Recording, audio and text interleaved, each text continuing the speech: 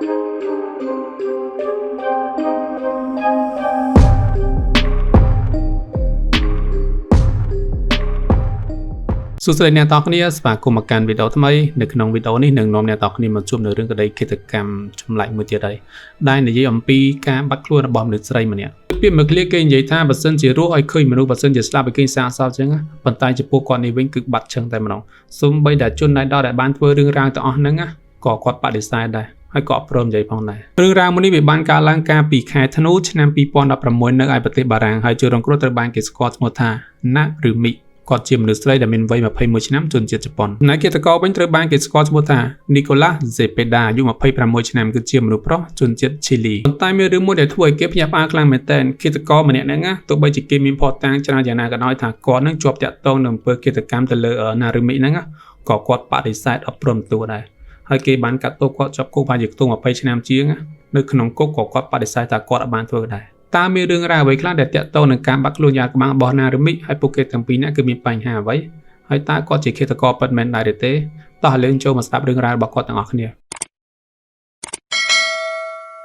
นารุมิก็ไม่ใช่มาเป็นท่านารุมิคือโรซากิก็การเดินทางไงตีมาไปใบขายกากนาชนะไม่ป้อมประมวยรอยการสปรามเนอร์โตเกียวประเทศญี่ปุ่นนารุมิก็การเดินขนมกรุซามวยแต่เมนจีแบบเพียบคือกูซ้อมธรรมดาเต้ให้จะมาจากกรุซาก็มีประมเนี่ยอปุมาได้ก็นำบอลโปนก็จำนวนปีเนี่ยเสียงเดียวพวกที่ตะกอเป็นก็ไม่ใช่มาเป็นท่านิโคลัสฮัมเบโตเซเปดาคอนเตราให้ก็การเดินทางไงตีดับมวยขายธนูชนะไม่ป้อมประมวยรอยการสับกดในขนมประเทศชิลีนิโคลัสก็การครองกรุซามวยแต่เมนจีแบบเพียบทูตีคลาเมนเตอร์แต่ปุ่มระบบควอดคือมีตัวนาทีเชียนในยุคปฏิบัติกรมพลปดอสิวาตูระแกมณิคมจำนายมาได้บักควอดคือเจียวิสปากอในขนมชนะปีปอนดับบนนิโคลัสกับบานเพื่อดำน้ำแต่การปฏิจิปอนดับใบบรรทอการศึกษาขนมตีกรองโตเกียวให้เป็นอุปองได้จิตเปรย์ก็บานจุ่มในริมเนี่ยคือนารุมินั่งไงนิโคลัสกับบานจับรำเดลือนารุมิคลาเมนเตอร์กลายมอกตัวเนี่ยตำนองระบบโปเกตต่างปีเนี่ยกับบานคลายติดจิสไนฮะตะบงคือลุยเละกลายมอกเตียคือโปเกตกับบานบางจำห้อยเนี่ยต่อเตยดังลือสมบัติแต่ครูซ่าก็ดังลือพองได้คือในขนมคายของเพียชนะปีปอนดับปรำในขนมคายของเพียชนะปีปอนดับปรำที่ซอสคือนิโคลัสคือบานนอมนารุมิแต่การประเทศชิลีดับใบจั่วปุ่มรายระบบคลวนแต่นายนอมตัวจูบนั่นคือโดยซาแต่นิโคลัสก่อนประกอบเจตาคือมันเนี่ยนั่งง่ายแต่ขยมจังเรียบการจำนวนหนึ่งสลายเอามือจิบจังนะ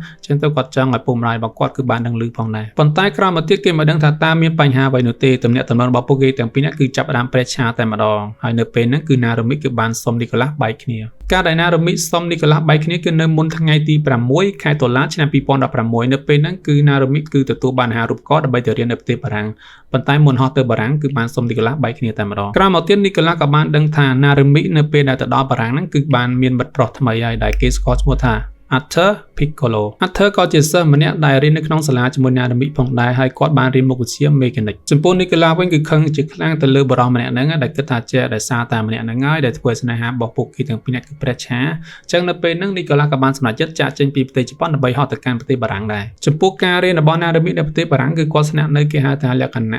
นโดยที่รีสิเดนต์เช่นเนี่ยต้องเดียวถ้าดูโยก็บ้านได้ผลแต่อัดเกย์มวยเยอะเชิญเลยดังนั้นถ้าในบทตุ้มมวยได้จะไล่ไปไล่บิคเนียจังนะกว่าถ้าบทตุ้มเซอร์โทมบทแต่ได้บิคเนียเกย์จำแนมในไอแต่เป็นยังไงเมื่อดอตรอนจำนวนนี้เรื่องหาก็คือบานการหลังในเปลือกบอลเริ่มทั้งไงตีพรำขายธนุชนะปีปอนดับประมวยเนื้อเป็นนั่งตรงพาจิมองใบกันละคือนึกขนองกันไหลได้นาเรมิชนะในนึงอ่ะคือเก็บบานลูโซสำเร็จมือสไลด์สไลด์คลังเหมือนเดิมคือสไลด์ทั้งโง่คลังเหมือนเดิมการปีสำเร็จสไลด์ทั้งโง่คือเก็บบานลูโซสำเร็จแล้วกันนะกระดุมกระเดียงกระดุมกระเดียงปันใต้เหมือนกระดุมกระเดียงไฟขณีประตูสไลด์ขณีใหญ่ใหญ่ก็เอาแต่แล้วกันนะทางกระดุมกระเดีย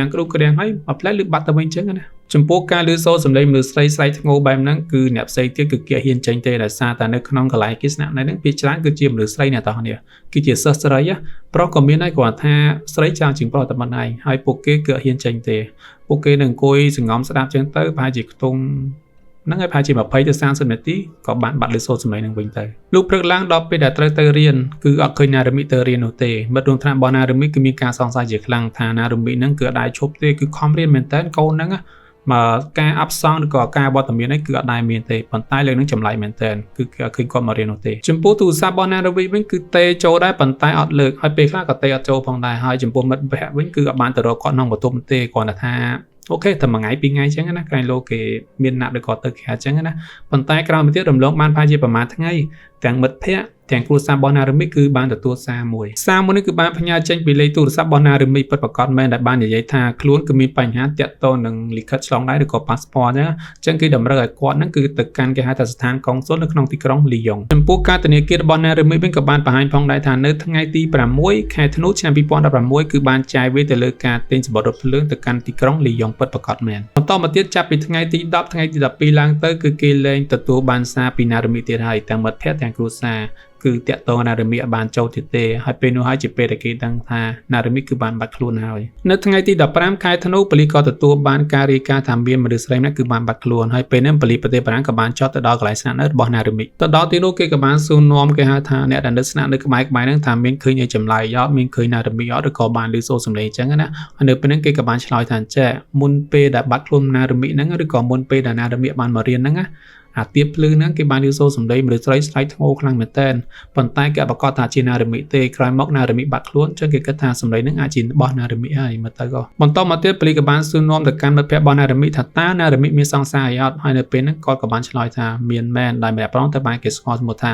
Arthur Piccolo ហើយក្រោយមកទៀតប៉ូលីសក៏បានខកខ្លួន Arthur ដើម្បីយកមកសាកសួរនៅក្នុងការសាកសួរ Arthur ឆ្លើយថាខ្លួនពិតជាសង្សារថ្មីរបស់ណារ៉ូមីពិតប្រាកដមែនចំពោះសង្សារចាស់ជានរណាវិញក៏គាត់ស្គាល់ដែរហើយគាត់មានចិត្តចំណានទៅលើសង្សារចាស់ផងដែរហើយចំពោះការបាត់ខ្លួនរបស់ណារ៉ូមីក៏គាត់ពិបាកចិត្តខ្លាំងមែនទែនថាតើមានរឿងអ្វីកើតឡើងចំពោះណារ៉ូមី Arthur ក៏បានបន្តថាគាត់មានចិត្តចំណានទៅកាន់សង្សារចាស់គឺ Nicolas នឹងឯងថាចា Nicolas គឺអាច log ចូល account Facebook ឬក៏ social media ផ្សេងៗទៀតរបស់ណារ៉ូមីហើយចូលលេងឬបផុសអី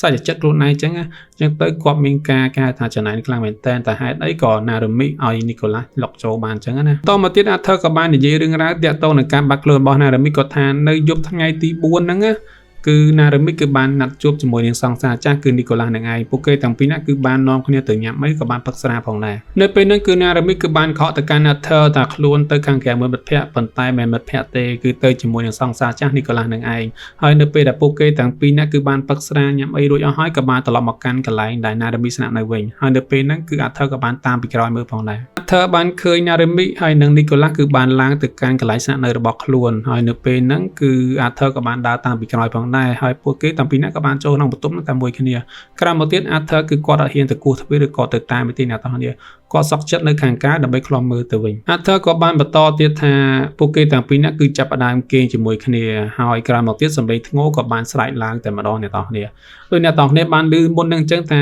អ្នកនៅក្បែរហ្នឹងគឺបានឮសូរសម្លេងមើលស្រីស្រែកហ្នឹងស្រែកធ្ងោហ្នឹង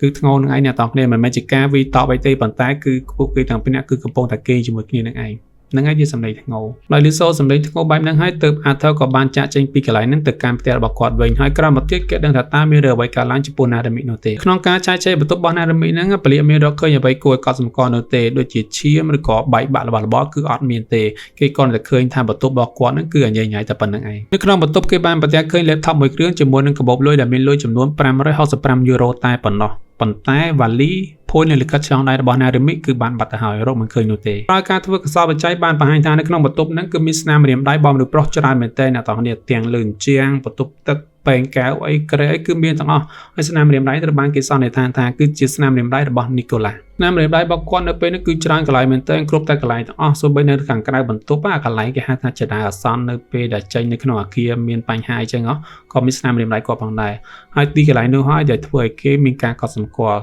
គឺគេបានរកឃើញគំរូដានឈាមរបស់មនុស្សស្រីម្នាក់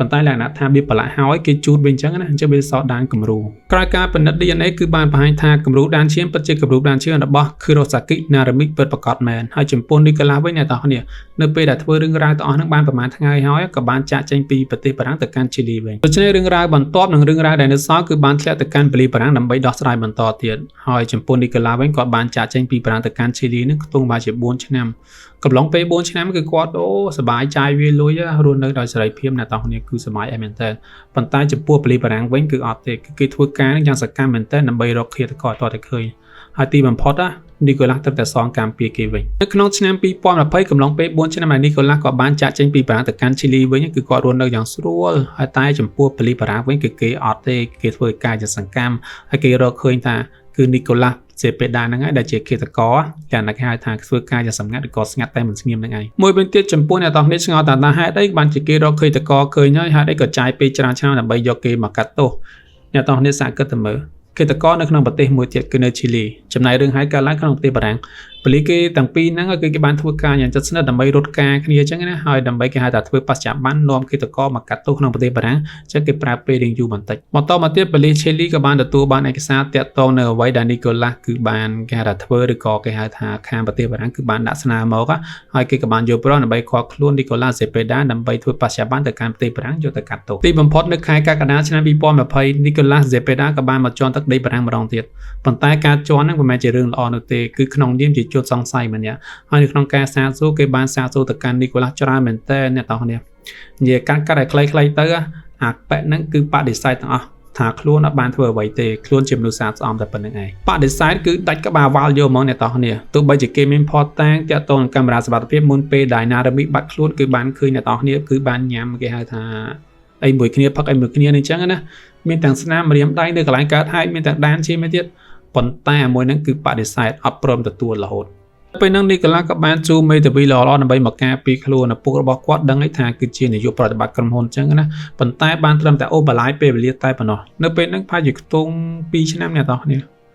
ជាពេលដែលគាត់ត្រូវសងកម្មពីគេវិញហើយគឺកិច្ចបានជាច្បាប់ធម្មជាតិសាងអីបាននឹងដាំដើម្បីបានផ្លែនឹងគ្រាន់តែមុនឲ្យក្រោយតែប៉ុណ្ណោះទោះបីជានីកូឡាក៏បដិសេធមិនព្រមទទួលយ៉ាងណាក៏ដោយគឺនៅខែមេសាឆ្នាំ2022តុលាការកំពូលនៃប្រទេសបារាំងគឺបានរកឃើញថាជនជាប់ចោទដែលមានឈ្មោះថានីកូឡាស់សេពេដាគឺមានពិរុទ្ធតាក់ទងបទឃាតកម្មទៅលើអតីតមិត្តស្រីរបស់ខ្លួនឯងគឺមានឈ្មោះថាណារូមីគឺរ៉ូសាគីដោយចេតនាដូច្នេះតុលាការក៏បានប្រកាសសារក្រមថាដាក់ទោសនីកូឡាជាប់គុករយៈពេល28ឆ្នាំប៉ុន្តែអនុញ្ញាតឲ្យប្តឹងឧទ្ធរណ៍បាន